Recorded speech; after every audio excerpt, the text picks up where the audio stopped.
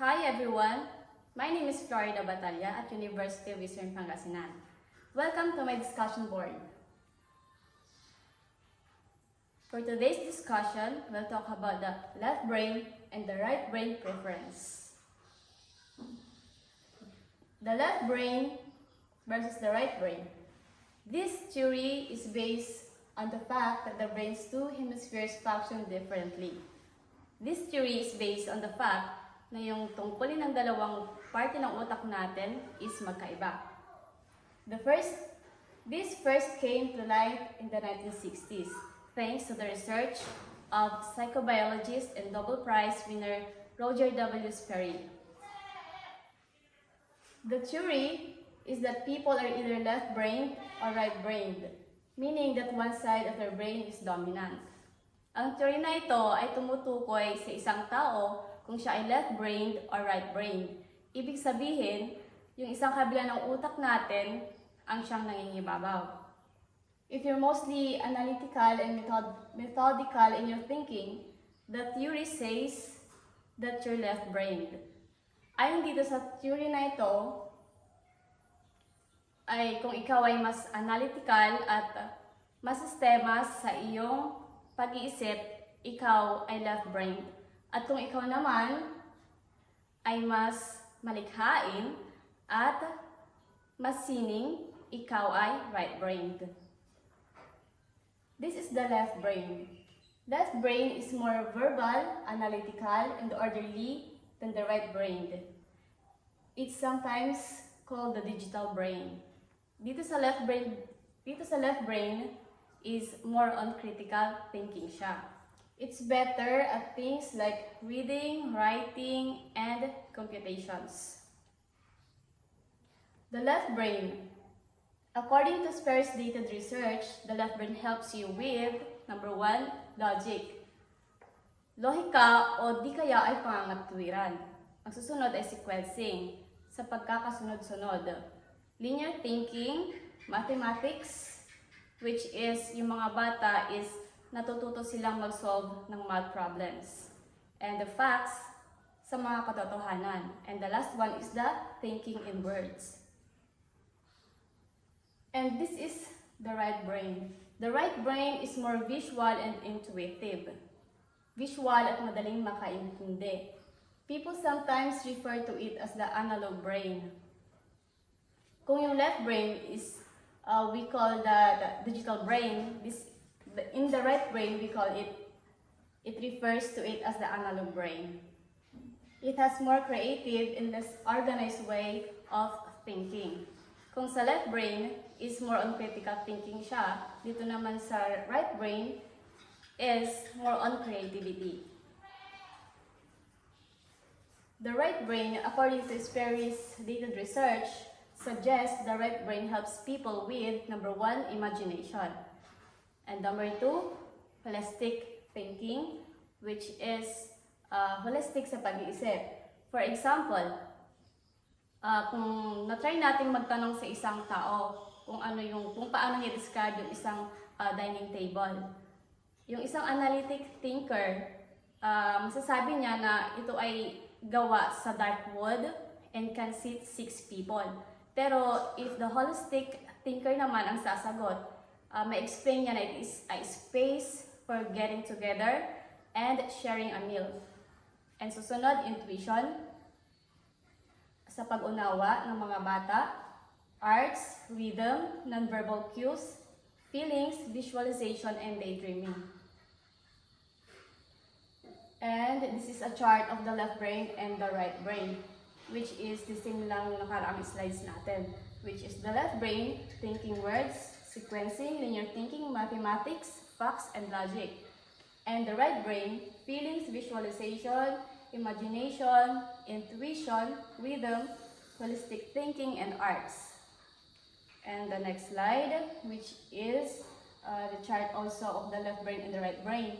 And we can see the difference between them, which is in the left brain, it is more logical, and the right brain is more on emotional, focus on facts, focus on art and creativity. Makikita natin, it's focused on the art and creativity. And the left brain, realism and predominates. imagination predominates. Planned and orderly, occasionally absent-minded. In the left brain, math and science-minded. Prefers fiction, prefers non-fiction. And in the right brain, enjoys creative storytelling. And this is a chart which is those who use their left brain more efficiently tend to be logical. The same din sa nakarang slides. And those who use the right brain more efficiently tend to be creative. And the next, interested in math and use language well. In the right brain, interested in social studies. Pragmatic, subjective. So, contrast sila. Sa left brain, interested in clear results. In the right brain, intuitive, successful in academic and scientific subjects. In the right brain, successful in visual and artistic subjects such as art and music. Okay, ang tanong natin, are there really right-brained and left-brained people? Well, sa conclusion ko, in my own conclusion, kahit lahat tayo ay magkakaiba at may kanya-kanyang personalidad o kakayahan at talento, there's no evidence that people have a dominant side of their brain that determines their personality and behavior. And based on the conclusion of my slides, the idea that there are right-brained and left-brained people is a myth. Although we all obviously have different personalities and talents, there's no reason to believe these differences can be explained by the dominance of one half of the brain over the other half. And that's the conclusion.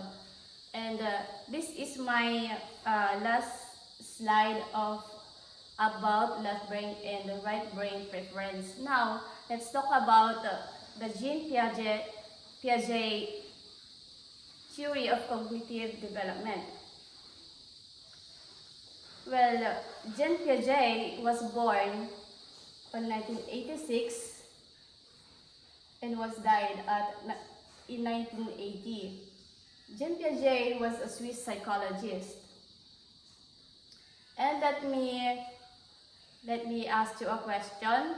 Kung na-experience nyo na ba na magtanong sa mga bata na you are trying to explaining sa mga bata, pero yung mga bata mahirap sila makaintindi. Kahit na para sa'yo, it's obvious na napakadali siyang sagutan. Pero yung pag-iisip ng bata, nahihirapan siyang sagutin ng tama. Paulit-ulit yung mistakes ng pagsagot nila, over and over, mali yung pagsagot. Tapos nagiging frustrate ka na. Kasi paulit-ulit na yung mali ng sagot ng bata pag may pinapaliwanag kang isang bagay. And, well, guess what? The child is not naughty, hindi siya nagluloko. It's a prank na parang niloloko ka lang, hindi niya naiintindihan yung mga pinapaliwanag mo. And hindi rin sila stupid, para hindi nila maintindihan yung mga pinapaliwanag natin. But lalong-lalo na, yung kakulangan nilang pag-unawa ng mga bagay na pinapaintindihan natin sa kanila it's not your fault. It's just that their cognitive development limits their ability to understand certain concepts. Specifically, they're not capable right now to understand what you're trying to explain. That's why Jean Piaget developed the theory of how children's cognitive processes develop. And Jean Piaget was intrigued by kids' thoughts and behavior and worked to understand their cognitive development. And he was also the first psychologist to study theory of mind in children, which is the theory of mind is the understanding or basic sense that each of us has our own consciousness and thoughts. Let's go to the next slide, which is the Piaget's cognitive development theory. This is a comprehensive theory about the nature and development of human intelligence. And Piaget's theory is mainly known as developmental stage theory. Yung mga intelligence na ito, it's defined as the ability to learn, ability to solve problems, and ability to recognize problems. And Jean Piaget's 4 stages of cognitive development. And the first one is the sensory motor stage, which is from 0 to 2 years old. Number 2, pre-operational stage, from 2 years old to 7 years old. Number 3, concrete operational stage, from 7 years old to 11 years old. And the last stage is the formal operational stage, is 12 years old through adulthood. Let's go to the first stage of cognitive development, which is the sensory motor stage. It is from birth to about 2 years. Rapid change is seen throughout. Makikita natin sa stage na ito na maraming makikita mga mabilis na pagbabago dito sa mga bata. And child will early on, baby can tell difference between themselves and the environment. Hindi pa nila maibibigay yung pagkakaibahan ng mga sarili nila sa kapaligiran nila. If they can see something, then it doesn't exist. Kung hindi nila nakikita yung isang bagay, hindi sila naniniwala. Can later follow something with their eyes. And this stage, there is object prominence, which is a child's understanding that an object continues to exist even though they cannot see or hear it. Dito naman sa object prominence, ito yung pagkaunawa ng bata sa alam lang meron ng isang bagay kahit na hindi niya nakikita or naririnig. Let's go to the second stage of the cognitive development, the pre-operational stage. It's about from 2 years old to 7 years old. Dito sa stage na to, nalilinang yung better speech communication nila. Umaayos na yung pagsasalita nila. And can imagine the future and reflect on the past. And develop basic numerical abilities. Nare-develop yung kakayahan nila na magbilang, na magbasa, at sa mathematical numbers.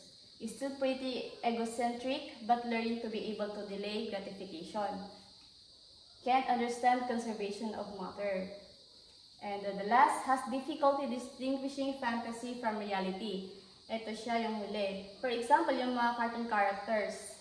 Ang akala nila sa mga cartoon characters are real people, which is not. And the third stage is the concrete operational stage from 7 years old to 11 years old. And abstract reasoning ability and ability to generalize from the concrete increases. And understands conservation of matter. Nalilinang na yung mga abstract reasoning nila. And the last stage is the formal operating stage. It is from 12 years old through adulthood. From about 12 to about 15 hanggang tumanda na yung isang bata.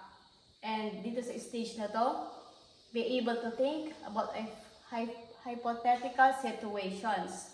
Lumalawak na ang kanilang pag-iisip sa mga bagay-bagay. And form and test hypothesis.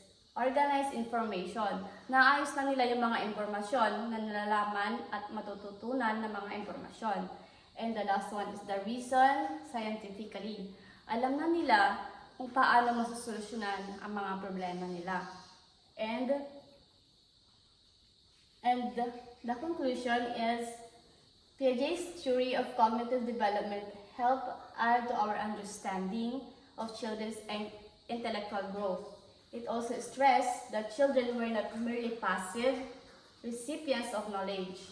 Instead, kids are constantly investigating and experimenting as they build their understanding of how the world works. And for my conclusion, malaking tulong yung theory ni Jean Piaget sa cognitive development para mas maintindihan natin kung paano mag-isip yung mga bata. Mas naiintindihan natin na iba-iba yung mga kakayahan ng mga bata, kung paano sila mag-respond at umunawa sa mga sinasabi at ipapaliwanag natin sa kanila. And that is the end of my slides, and that's the end. Thank you for listening.